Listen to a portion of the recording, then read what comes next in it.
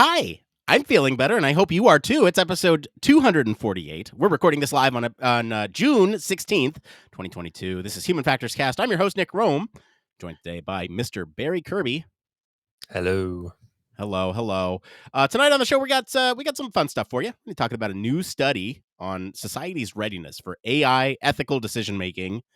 What does that mean? And we'll figure it out. Later, we're going to be answering some questions from the community about how to deal with know-it-alls, what to do in a horrible interview experience, and we'll discuss the merits of search engine optimization being user research. But first, we got some programming notes and a community update for y'all. If you're unaware, this is Pride Month, and we are in full steam with our Pride content over here. Shame on me, I don't have my merch, but we are still doing a fundraiser for you all, or for the LGBTQIAP plus community. If you become a patron this month, or if you buy our merch, any of those proceeds from the merch and 30% of our Patreon earnings will go towards the Trevor Project. We talked about it last week on the show. That is still going. Link to our Pride content is in the show notes. This week, you can hear, I guess it's out there now, our Human Factors Minute on designing for LGBTQ IAP+. And that is guest read by Katie Sabo, one of our digital media lab. I guess she's like the founding member of our digital media lab research assistants. Also, next Friday, June 29th, 10 a.m. Pacific, join us live on LinkedIn. We're going to be doing another one of those wonderful HFES presidential town halls. We're going to sit down with Chris Reid, who I understand Barry just had to sit down with. We'll also have Carolyn Sumrick and Tom Albin, and then friend of the show, Farzan Sasan Gohar. He's been on a couple times. So we'll have a wonderful cast of folks there to talk about HFES, the state of things. It'll be a great time. Barry, I want to know what's going on over at 1202.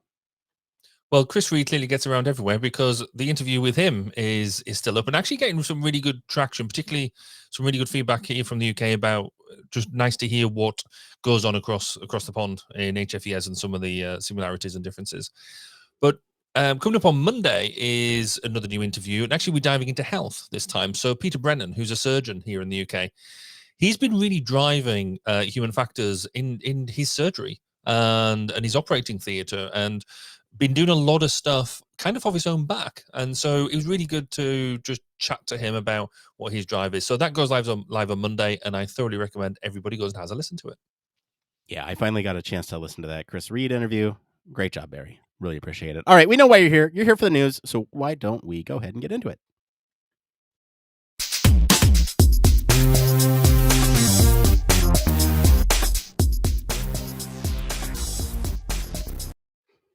That's right. This is the part of the show where we read you a Human Factors news story, and then we talk about it in some capacity. Barry, what is the news story this week? So this week, researchers study society's readiness for AI ethical decision-making. So with the accelerating evolution of technology, artificial intelligence plays a growing role in decision-making processes. Humans are becoming increasingly dependent on algorithms to process information, recommend certain behaviors, and even take actions on their behalf. A research team has studied how humans react to the introduction of AI decision-making. Specifically, they explored the question, is society ready for AI ethical decision-making, by studying human interactions with autonomous cars. Researchers observed that when the subjects were asked to evaluate their ethical decisions of either a human or an AI driver, they did not really have a definitive process for either. However, when the subjects were asked about their explicit opinion on whether a driver should be allowed to make ethical decisions on the road, the subjects had a stronger opinion against AI-operated cars. Researchers believe this is the rejection of a new technology that is mostly due to incorporating individuals' belief around society's opinion and how it's likely to apply to other machine and robots. Therefore, it will be more important to determine how to aggregate individual performances into one social preference. Moreover, this task will also have to be different across countries, as the research here has suggested. So, Nick, are you ready for AI to make ethical decisions in your life? You know, I saw this question that you posed to me. Are you ready for AI to make ethical decisions in your life? And I said, oh, I can answer this easily. I don't know. I genuinely don't know. I I might be putting too much thought into this, but I genuinely don't know, because what information does an AI agent have about a certain situation that maybe I don't see? Hmm. And so I understand the power of AI, and I understand sort of where we're at with that. And AI can do some crazy, scary things and understand things that maybe we can't even see yet. And so, to me, I don't know. That's an interesting question, and I think that's what we're seeing here with this um, story here. Because I mean, a lot of these people probably have that same thought as I do, right? I would imagine, many people kind of understand what AI can do and understand that it can see things more objectively than us humans can do. But because it's such a newer technology, or I guess something that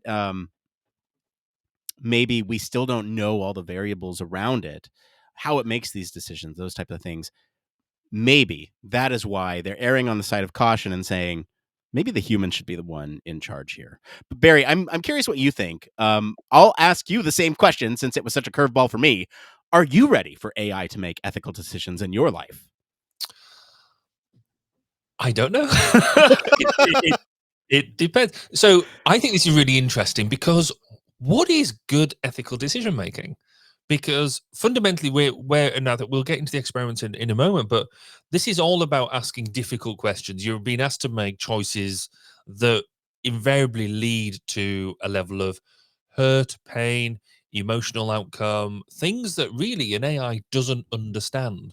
Um, they don't. An AI, when it makes a decision, an ethical decision or any sort of decision, doesn't have to live with the outcome.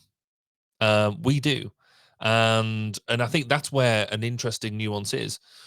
The other thing, and I think you kind of alluded to it, which is why I was sort of playing around with the idea, is an AI will presumably know more than we do, or can see all the data almost at face value, more so than what we do. But also, it can presumably, if it has time, it could actually work on different potential outcomes, whereas we react. Hmm. Now, whether we do that in our head, but if you have to make a split second decision, you make a split second decision with the best information you have available at the time.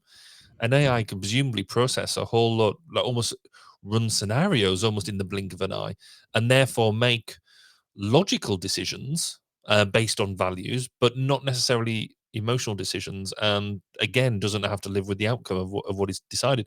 The decision's made, it does it. So I, as much as I really want to see AI do a lot of stuff, and I think it can help us massively, I still think there is an element there of I'm not sure. That was Yeah. a long way around. I don't know. Yeah, right. So we're both I don't know on that camp, but let's talk a little bit more about sort of what actually happened in this experiment, because I think there's some nuance here that we want to capture in the way in which they sort of analyzed whether or not people were comfortable with AI making these ethical decisions. So let's talk about these experiments, right? Um, there were two of them. I'll kind of talk about the first one, Barry. I'll let you take the second one. In the first experiment, the researchers presented these human subjects with an ethical dilemma, right, that a driver might face. And we can talk about some ethical thought experiments in a little bit through the lens of AI making these decisions and kind of poke holes at it, see what we would come to in those situations, right? In the specific scenario that these researchers created, the car driver had to decide whether to crash the car into one group of people or another, right? So this is kind of your traditional trolley problem. The collision was completely unavoidable. It had to happen, and the crash would cause severe harm to one group of people, but would save the lives of the other group. Right? Traditional trolley problem. And coming back to sort of the results of the study, right? You mentioned this in the blurb. Basically, when asking to evaluate the ethical decisions of a human versus an AI driver, they kind of they didn't have a preference for either, but then when they were asked whether or not the driver should be allowed to make the decisions on the road, they had sort of a stronger opinion against the AI making that decision. And so in this situation, they said the driver, I guess, should be sort of responsible for determining which of these two groups the car crashes into. Barry, you want to talk about the second experiment here? Yeah, so the second experiment was a bit broader in terms of understanding how people react to the debate over AI ethical decisions once they become part of the social and political discussions. So they had two scenarios. One involved a hypothetical government that had already decided to allow autonomous cars to make ethical decisions. The other scenario allowed the subjects to vote in whether to allow autonomous cars to make them sort of decisions. And so when they were asked to do this, again, as was sort of mentioned in the blurb, the subjects were really keen that actually they were uncomfortable with it already been made, that they wanted to allow the subjects to vote on what they wanted to play with. So yeah, it's really interesting about how a lot of this comes out. It falls back to why should we as people have the only thing, and is there an element of blame culture here as well? Not culture, but do we just want to be able to point the finger at somebody and not just a thing? Right. So yeah, I think there's it's a difficult. I thought this was going to be quite easy. If I'm honest. The more you think about this, and the deeper we get into it, I think it's I've never thought about it quite with this twist on it before. You know, one thing I do want to bring up about that second experiment that you talked about, right? I think the purpose of that experiment was really to look at sort of how to introduce this concept of having AI make these ethical decisions into a society, right? Is it something that is mandated by the government in charge, or does it allow its citizens to make that decision? And that's really interesting to me as well, because you have sort of this these two schools of thought about how, I mean, theoretically, right? If you're talking about democratic societies, you have sort of these elected officials who are making the decision on your behalf. Or do you let the general populace kind of vote for that as well? Or, even in another case, you have sort of a fascist dictatorial sort of government where the decision is solely made by one ruler, right? And so, like, there's different ways in which to introduce this into society. It's fascinating to me to see how those might actually be implemented. So, Barry, you and I can kind of slice and dice this like we normally do in terms of the all the different facets. But I think I don't know. Do you have a particular one that you want to start with? We can start anywhere. I don't care. Oh, good.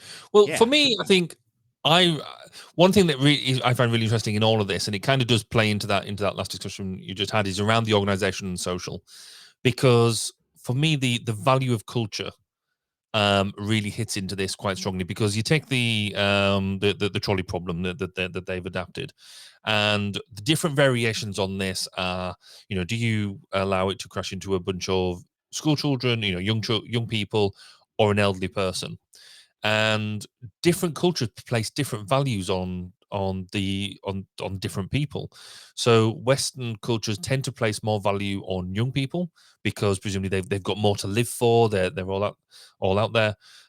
Whereas Eastern cultures tend to place a lot more value on elderly people, because they've got so much more experience, and they can, they've lived more life, so they've got all this knowledge that they can pass on to people, and improve the wealth of society knowledge base that way. So I think where AI is going to be quite interesting is, how do you implement that in different cultures and in different societies in a way that is right and just, and who is the right person to talk about that? Because then you also then take that next step into, we already have a strong recognition that AI is quite sexist. It's very male, it's very male dominated, because the people who are coding them generally are male, and so it has that inherent bias in it. And so, if we're going to do this, how do we make sure that because you don't want to be culturally agnostic, because culture is an inherent part of everybody's fabric. So Mm-hmm. how do you make that work? But then how do we make the organization that is developing this type of stuff develop it in such a way that it does reflect, gender bias and them type of type of attitudes. So I think there is that bigger thing at play that really I think AI has got a long way to travel in being able to help us solve that. Yeah, you brought up gender bias. It's not unique to sort of gender either. There's racial bias introduced as well. AI, are they going to person color their skin? It's make an AI more effective, I guess, right? So I don't know. There's a lot out there. The sort of next thing that I want to talk about here is, I guess, sort of understanding what the AI's intent is, right? So you have sort of this decision that's being made by an artificial intelligent agent, and when you think about sort of why it that decision or how it made that decision, we as a society, right, we're kind of transferring from that societal aspect now to kind of a training mindset, if you will, right? We will need to be trained. We will need to understand what factors went into that decision, right? Especially when it comes to, I think you mentioned it earlier, hurt, and sort of understanding, if an AI chose my family, somebody else's, ever going to be a new went into that decision. Will I ever do that? I'd be pretty, and I think the other person on the other side of that happened to them. And so this need to understand not only the of this that it made, but led up to here.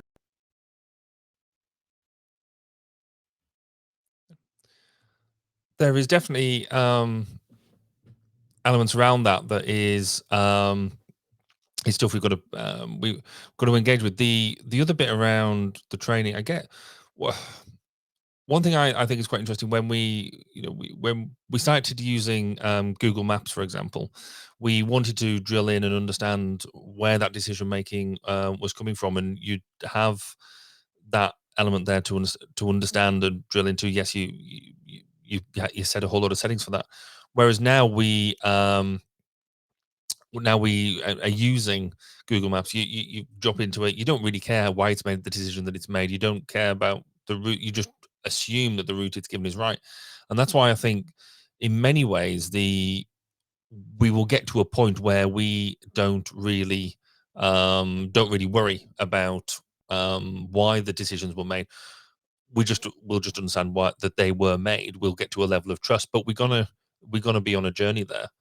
I think the Martin Thirty's dropped in a point here in the in on the stream that he's listening through, where he said that the AI will be underpinned by algorithms written by people. The benefit, as he sees it, is the outcome will be consistent and acceptable at a societal level, even if it's different from individual's choice.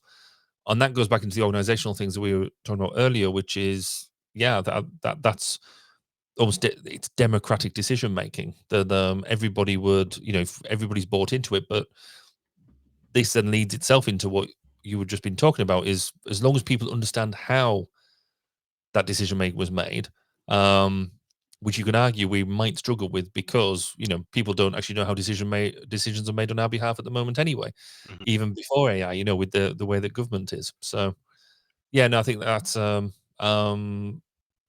very, yeah, it's going to be fundamental, isn't it, to being able to exploit it.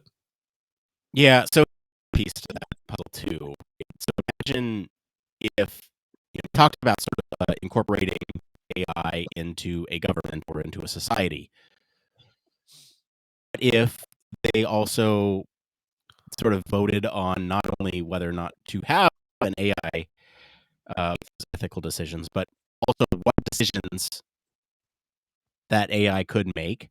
This is kind of getting at that underpinning of AI by people, right? So if you vote like, okay, should AI be allowed to vote whether or not, or I guess the method in which an AI would triage in a healthcare setting, right? Are we voting on but then how do you get to the point of all the nuance of, it's not just a simple decision. There's a lot of information that goes into that. Do you have sort of healthcare professionals then that lobby for one versus the other, or do you have, the society kind of representing what the best decision would be from their perspective? It's a whole interesting twist Mm. on sort of this AI, right? Like I'm thinking like piecemeal AI, where you just plug in pieces to this AI system that ultimately makes all the ethical decisions for you. And I don't know, it's fascinating. I think we could go into some of the separate industries or sectors to kind of talk about, what some of these decisions could be. I don't know. Do you want to do that? Yeah, I mean, an easy one for me to pick up would be the whole defense bit, because I mean, it happens kind of all the time already that you know, a decision needs to be made about I guess what people would lovely call kinetic effect, i.e., who lives and who dies in this type of thing. And at the moment, we have very strong policy decisions there that is a human decision. That is something that somebody has to take responsibility for. But is there something there about from an AI perspective? We can make better quality decisions. But again, what happens when it goes wrong? And it goes back to that sort of that blame piece. I think fundamentally, when we're talking about taking somebody's life, um, no matter how bad it is, there is a level of responsibility there that we, you know, ethically, morally feel like that should not just rest in some sort of um, data stream. So, what about Yeah. you? Have you got a particular one that you would pick up and highlight?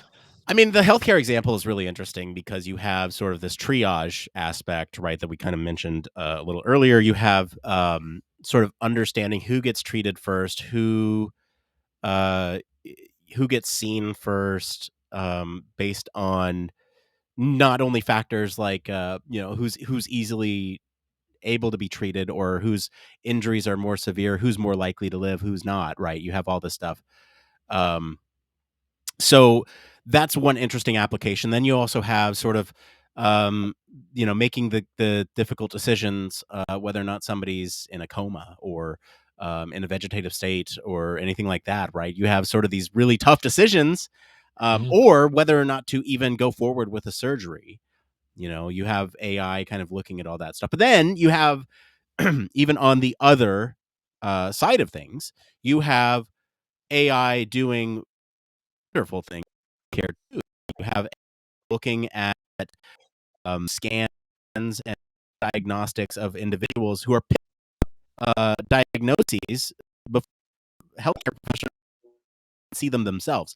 And so Yes. there's all these type ways I could integrate there, but talk about those tougher decisions, right? Um, it's like, how do you sort of assign? Because really, we're talking about who lives, who dies, and you mentioned that in defense too, right? Like it's the same thing. It's the same thing. Who's responsible for that? But I think there's, I guess, the subtle difference is that in the healthcare setting, the AI would make a decision based on the overall capability and capacity of the healthcare system. So yes, you might not, you might make a decision I, based on the resources available, based on the capacity and capability of the surgeons available or the nurses available.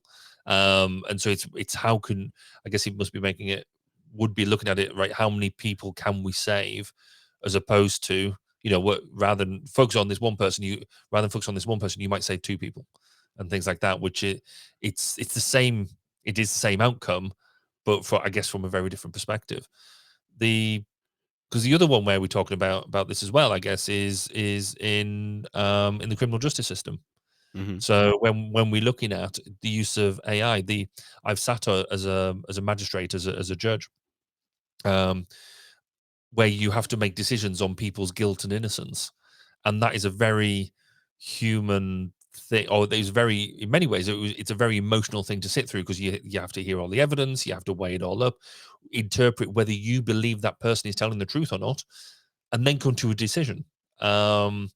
And then that decision has consequences, because they either go to jail, or, well, it's in the UK, they go to jail, and in the US, you have slightly more extreme versions in certain areas. So it is that, could the AI make better, cleaner decisions in many ways if you take out all that emotion and just nail it on the facts? And then, that is that judge, jury, executioner piece again. And would it make decision making in the justice system quicker, because the facts are the facts are the facts, and actually And just would it make it more just? That's the other question too, right? It's like yeah. you have sort of, yeah. I mean, I don't know.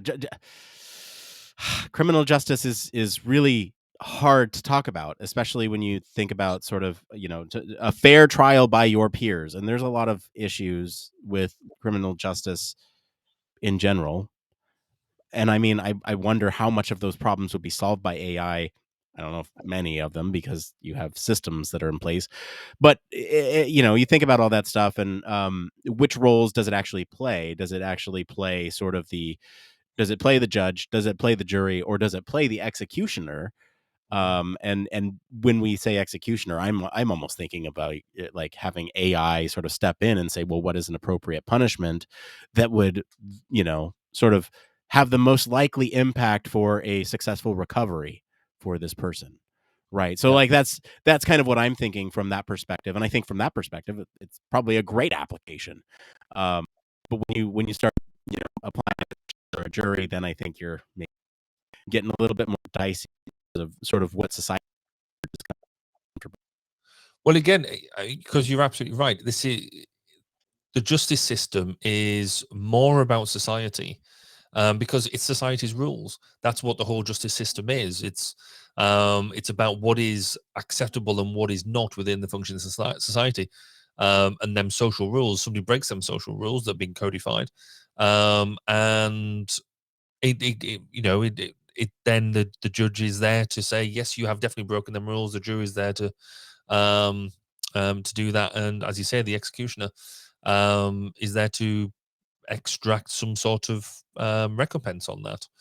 A really interesting quote that when I was doing my training at the time was, justice is not about, theoretically, justice is not about rehabilitation.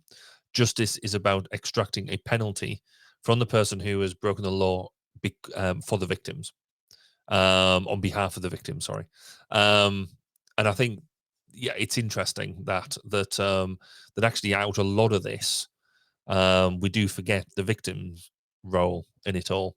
And what would this provide better outcomes for a victim? I don't know. I don't know whether it would. Yeah, no, I that's a great point, right? Because maybe there's some system in place that would not only be better for the the recovery, but also isn't an appropriate sort of punishment that would be satisfactory to the victim as well, right? Good Yeah. point. I do want to talk a little bit about surface transportation, because that's kind of what they're talking about here. They're talking about sort of the trolley problem, and when you think about the example in the experiment that they ran, right? You're looking at the classic trolley problem, and I do want to talk about sort of autonomous vehicles, and I think this is one place in which sort of we're already looking at this issue. And I think that's why the researchers chose to focus here on this area, because this is already out there. We have AI systems, and whether or not they're making the correct choices, they are making decisions now that are Yes. impacting. Yeah, how do we just build responsible systems, all that stuff? I don't know. I just bring that up because it's happening now. One of those things where we need to figure it out quickly. Well, and I think this is, again, it's a really good study from this perspective, because we've never had that I can think of such a rapid deployment of technology that is properly groundbreaking, game changing, but potentially lethal in all at once, and it's hit.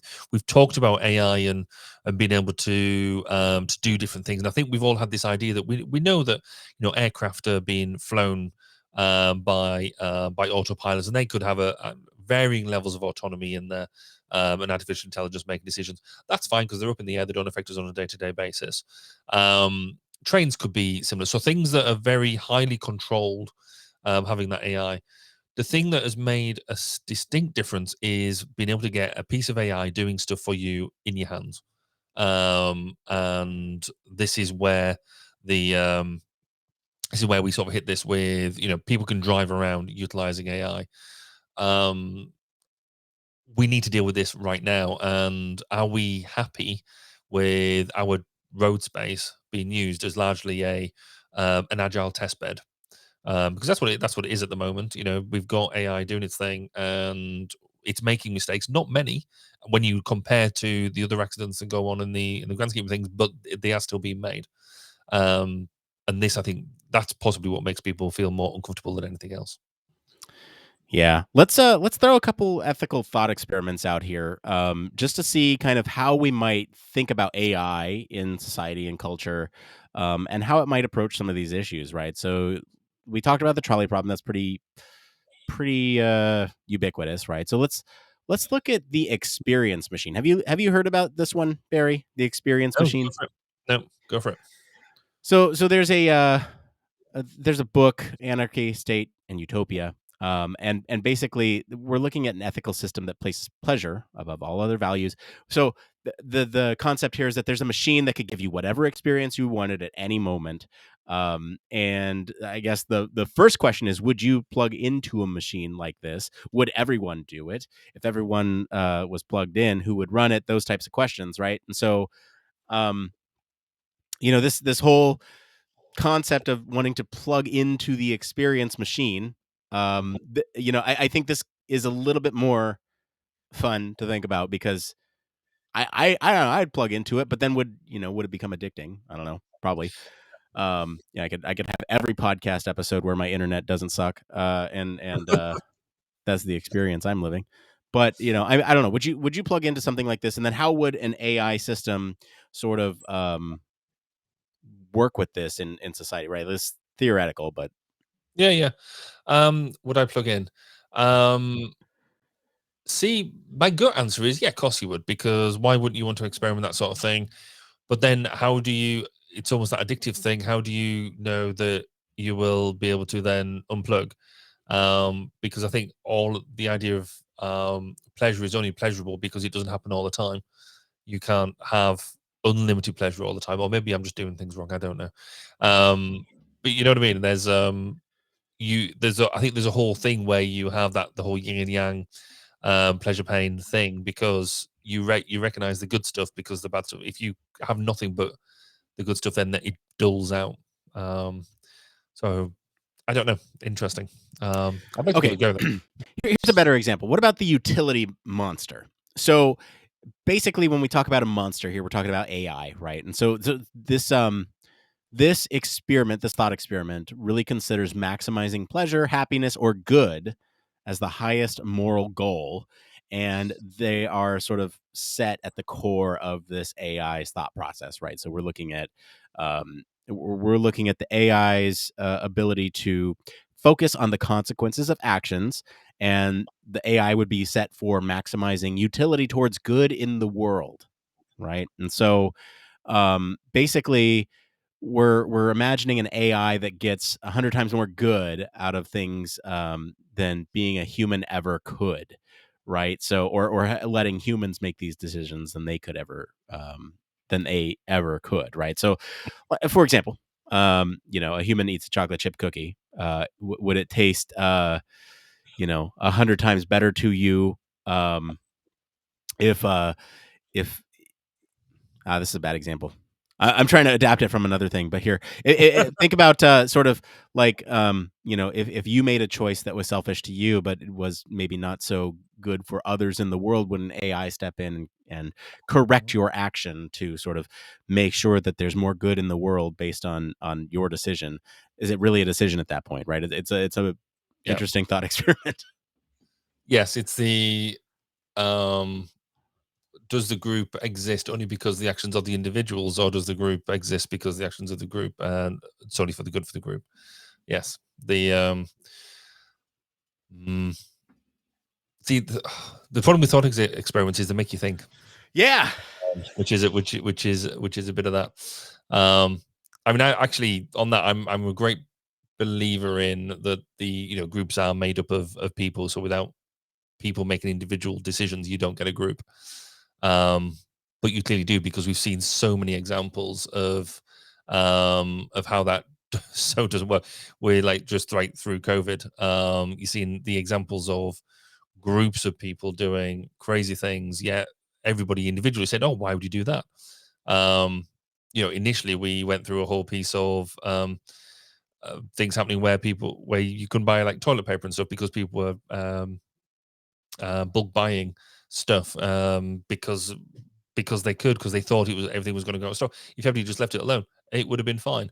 But no, we act together as a group, like sheep, if you will. And Nick seems to have frozen on his side, so I'm just going to carry on without him because who needs him anyway? He's back. Darn it. I'm back. Maybe. Yeah. Oh, you hear me okay? Yeah. No, you're good. All right. Yeah. All right. So at this point, I think we'll let's see, where were we at, Barry? Did you finish your thought? Yeah, I finished my thought. Basically, I was relaying the fact that we were we behaved like sheep through the pandemic when we were crash buying loads and loads of stuff. Yeah.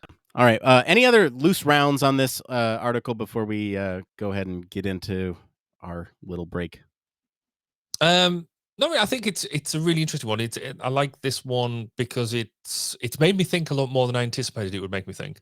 Because normally we've been around these sort of AI discussions for quite a while, but then sometimes you just get a topic that makes you think of things in a slightly different twist, different way. So, well done for everybody who voted it in to be the story this evening. Yeah. What about you, Nick? Yeah. No other closing thoughts from me. Thank you to our patrons this week for selecting our topic, and thank you to our friends over at Hiroshima University for our news story this week. If you want to follow along, we do post the links to the original articles on our weekly roundups on our blog. You can also join us on our Discord for more discussion on these stories. We're going to take a quick break. I'm going to reset my router, and then we'll be back to see what's going on in the human factors community right after this. Human Factors Cast brings you the best in human factors news, interviews, conference coverage, and overall fun conversations into each and every episode we produce. But we can't do it without you. The Human Factors Cast network is 100% listener supported. All the funds that go into running the show come from our listeners. Our patrons are our priority, and we want to ensure we're giving back to you for supporting us. Pledges start at just $1 per month and include rewards like access to our weekly Q&As with the hosts, personalized professional reviews, and Human Factors Minute, a Patreon-only weekly podcast where the hosts break down unique, obscure, and interesting human factors topics in just 1 minute. Patreon rewards are always evolving, so stop by patreon.com/humanfactorscast to see what support level may be right for you. Thank you, and remember, it depends.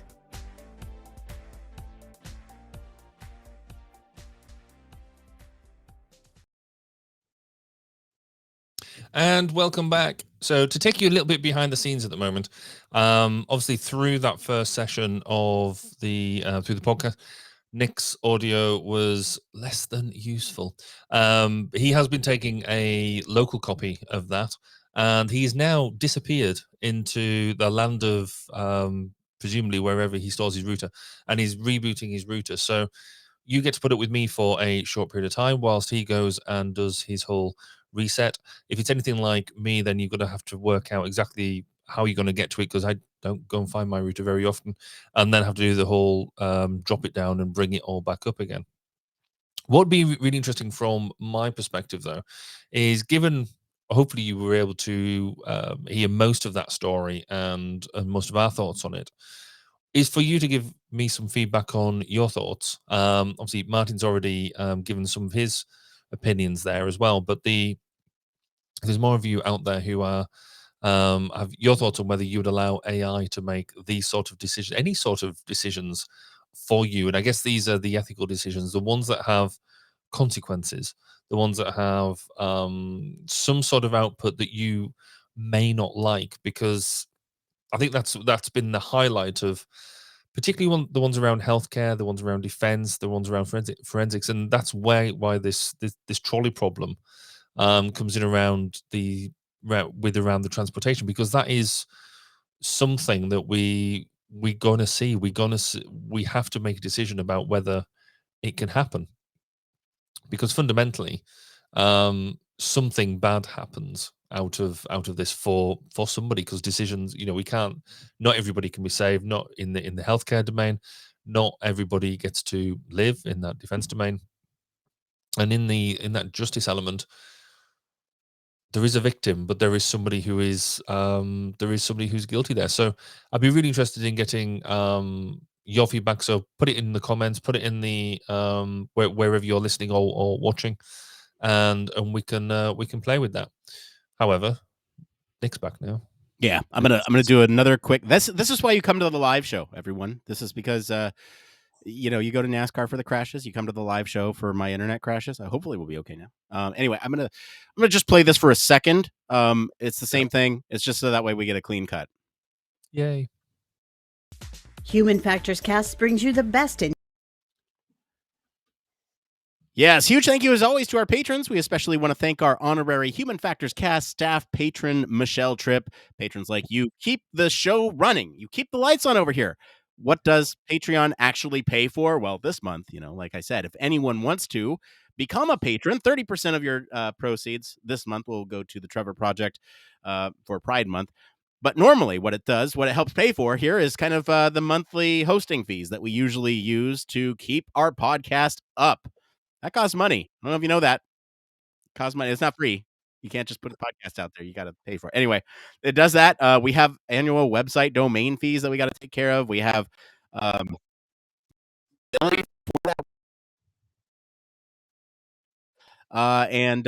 to pay for that somehow. We have automation, the scenes, handling a lot of stuff, and products and services to help us with the audio and video production, and above all, it helps with my ability to get. Not tonight. We'll see. Anyway, yeah, it pays the bills. It keeps the lights on. Thank you. Appreciate the support. Let's get into this next part of the show. It came from.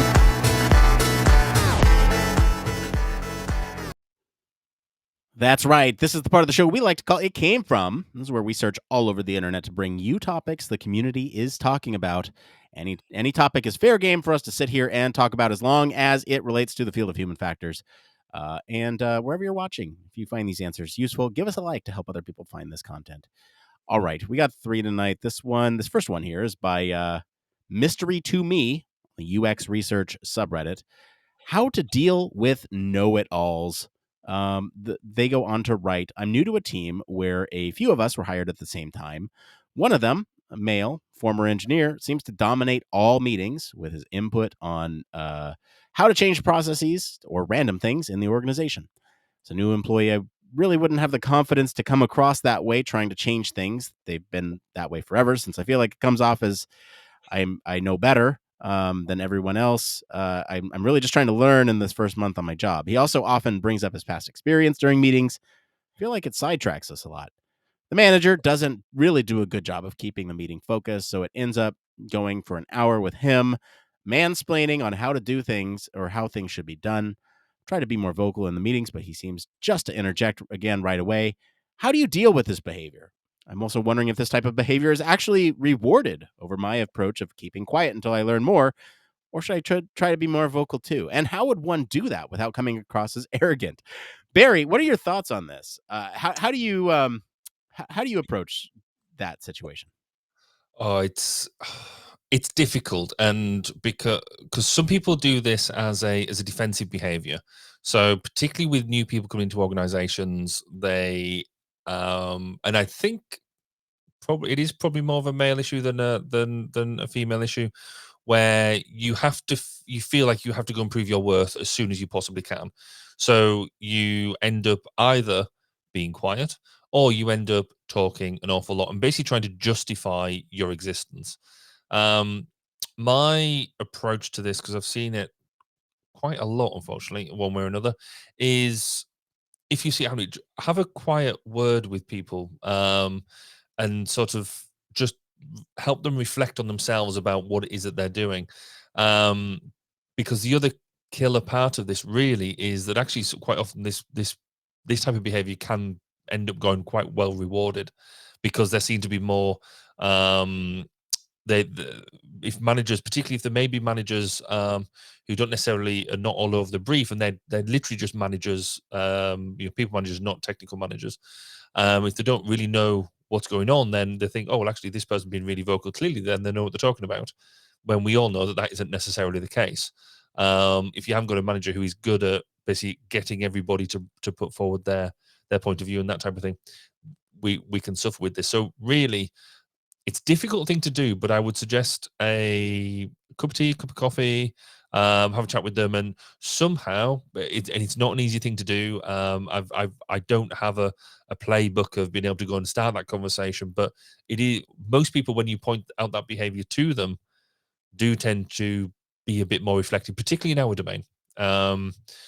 But I've seen this sometimes before, and yes, it's not an easy thing to deal with, because you feel like you're being, particularly if you've been there a while, you feel like they're coming and stamping in on your ground. You feel like you're being let down, particularly if the managers aren't supporting you in that way. So I feel for you, Nick. What about you? Have you had to deal with this before? Oh, certainly. Yeah, this is a tough one. Because for me, as a new employee, I'm typically the quiet one, and so I'm very much in like information absorption mode, and so I don't feel comfortable talking about things I don't understand. The exception is asking questions about those things that I don't understand. Now, I will say, you're right, Barry. This behavior oddly does go rewarded in some cases where you do have sort of the manager that is looking at the the ability to contribute to a conversation rather than the content of that contribution. And so in this case, what I would recommend for somebody in this situation is to go to that manager and say, hey, look, I don't think that this person is contributing anything meaningful. And I feel like a lot of our conversations go off topic. And you don't even have to bring up the person. Just say, hey, I think, our conversations could be a little bit more guided, and I have concerns about the direction in which some of these, conversations get off the rails.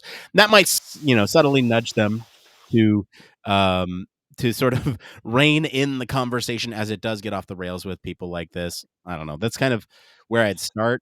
If it ultimately becomes a huge problem, obviously call them out by name and tell the manager so and so is doing this. And then from there, you might want to call it out in the meeting to just say, hey, can we table this discussion and get back to the thing at hand? People tend to be pretty receptive when you call it out in the middle of a meeting. Mm. But I would go the other options first. Any other closing thoughts on that one? Yeah, I guess part of it is actually I've probably been half of this person. Just so I've certainly had them elements where I've gone into a new role, felt completely out of my depth, and you do feel like you have to do some of that. But this was like really, really early on in my career, and I did have somebody pull me aside and say, you are worth it. You are fine. You don't need to shout your mouth off all the time. And that really early on was actually quite a good learning experience. I like to think I wasn't going quite as far as what this story was alluding to, but sometimes maybe you don't necessarily understand everything what's going on inside that person. I think there's probably possibly two levels there to think on as well. I love that person told you don't have to run your mouth, and yet you are a regular on this podcast and you have your own. Anyway. Yeah, I didn't tell it. Just a little observation. All right, this next one here is filled with some fun language, but I'm gonna censor most of it. Horrible UX interview experience. This is by Wishing for Nuggets on the User Experience subreddit. I had a bad interview with a senior UX designer at a company. Geez, how do I truncate this? Apparently, he's an engineering grad that makes films in his free time, which is great. Except he himself has just a year's experience in UX. Which I found out after the interview by stalking him. And after that experience, and that experience also includes a course from Udemy, UX Fundamentals. I don't know. It seems ridiculous that I'm being interviewed by someone who themselves is starting out in UX, not to mention the condescending tone.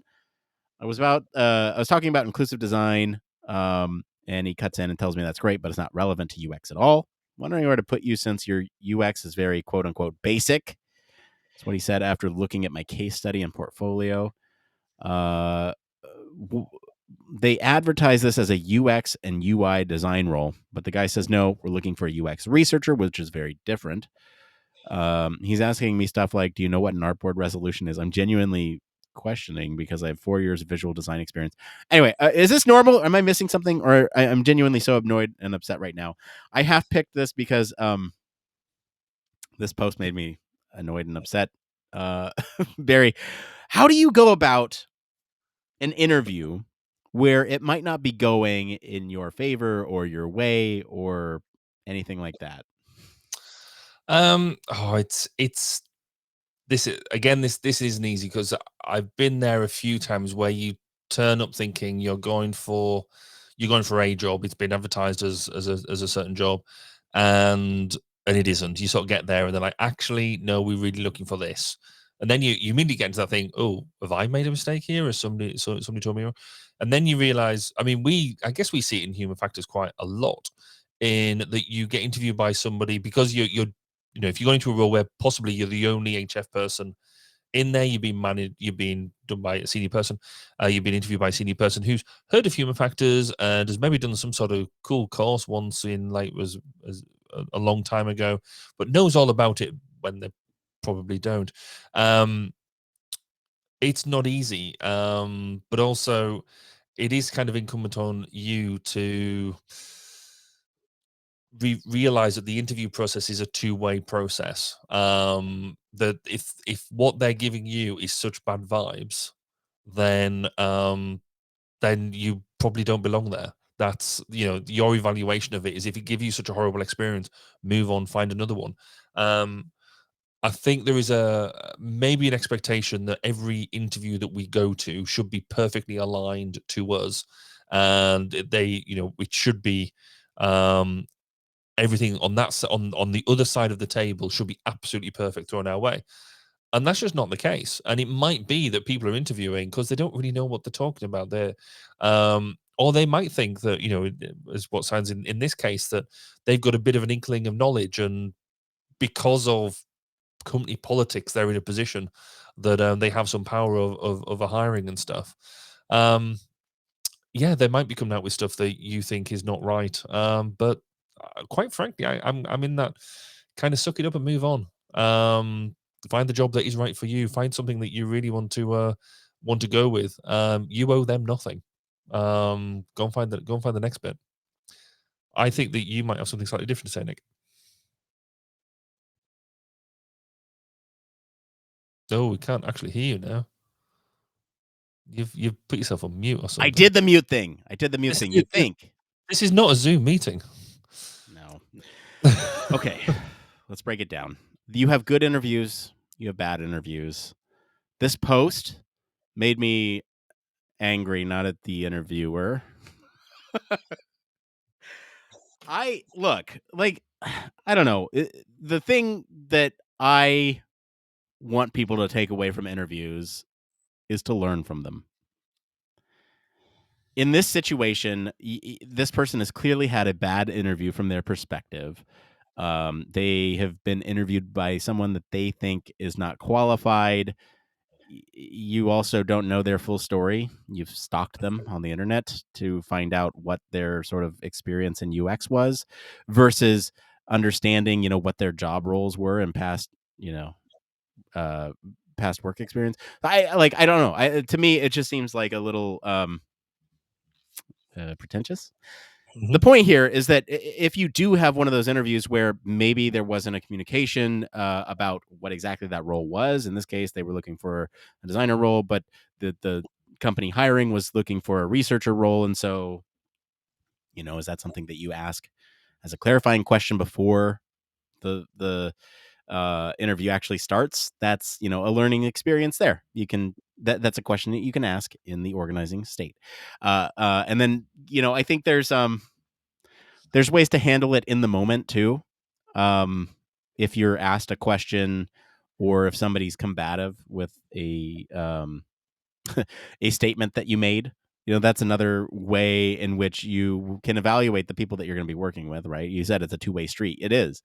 You're evaluating the people that you're going to be working with. And if somebody's, combative against something that you're saying, or maybe it's you, maybe you're not listening to what they're saying. I don't know. I just think there's something that you can learn from this. And, if that thing is that there are some good interviews and some bad interviews, and that's the thing that you learn, it's the thing that you learn. I don't know. That it's not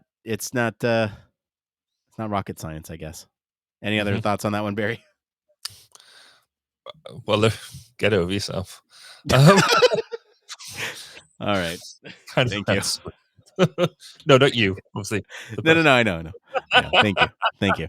Yeah, Nick, all right. Last one up here tonight is search engine optimization user research. This is by Rejuvinatez on the user experience subreddit. I did a redesign for a website. SEO research was involved.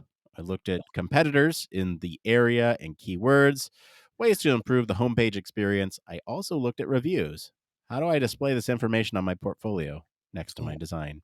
So is search engine optimization user research, Barry? If so, why is it? And then also, how do you, this is a separate question. How do you sort of put that work experience that might not have direct interaction with users, but still benefits them, into portfolios?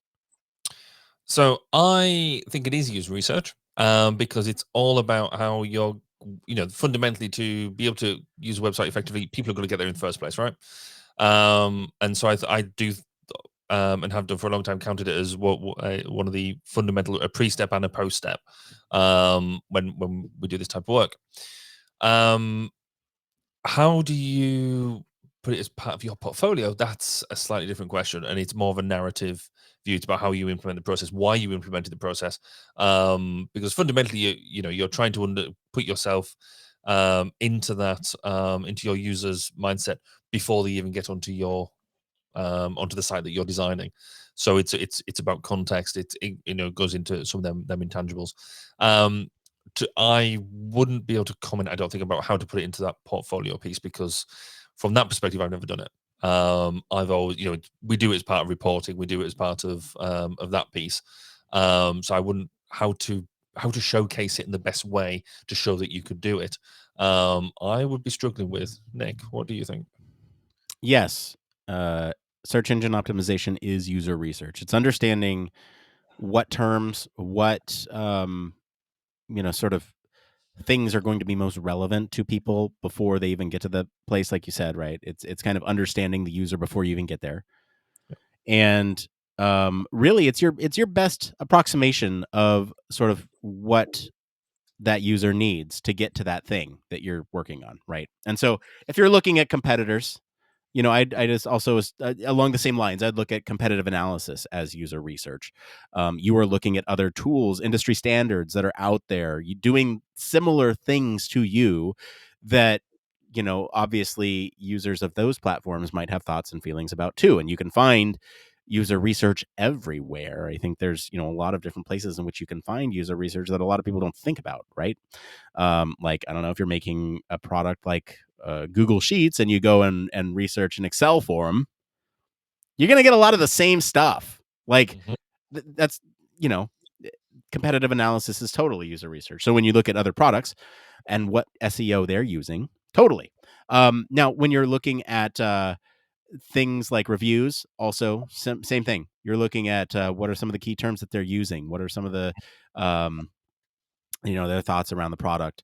Don't know, there's not too much information here, but in terms of displaying on a portfolio, now this is a little bit tricky from like a research perspective or human factors perspective. A lot of times we do job talks in which we talk about a process. You mentioned narrative, it totally is. With a designer, it's a little bit trickier, but I think, throw together a graphic of all the things that went into the search engine optimization. That might be a good place to start, and you can talk through it during your interview. So I don't know, ultimately, if you came up with a design from search engine optimization, or, if they somehow played into each other, I think that might be a good way to go. Put it right next to it. I don't know. Any other closing thoughts on that one? No, I think, as you quite rightly say, visualize your process and show how things feed in. That's probably the best, certainly in terms of that display bit, will be the way I would do it from that point. Yeah. All right. Let's get into this last part of the show we like to call One More Thing. It's where Barry and I just sit here and talk about one more thing. Barry, what's your one more thing this week? Well, I'm going to go with one more thing because that's what it's called. It's not called two or three things. I spoke a while ago about the fact that I'm getting an EV, and this was like months ago now. But apparently it's coming next month, and I'm very excited. So excited! I had the car charger installed today. Ooh. And so it's now like it's a thing pointing out to the wall on the side of my house, just teasing me, waiting for the car to turn up. So it feels like we're making progress. So I've got about a month to go, and then I don't know, we can maybe go on a guided tour of my new car when as a live experiment or something. When That'd be fun.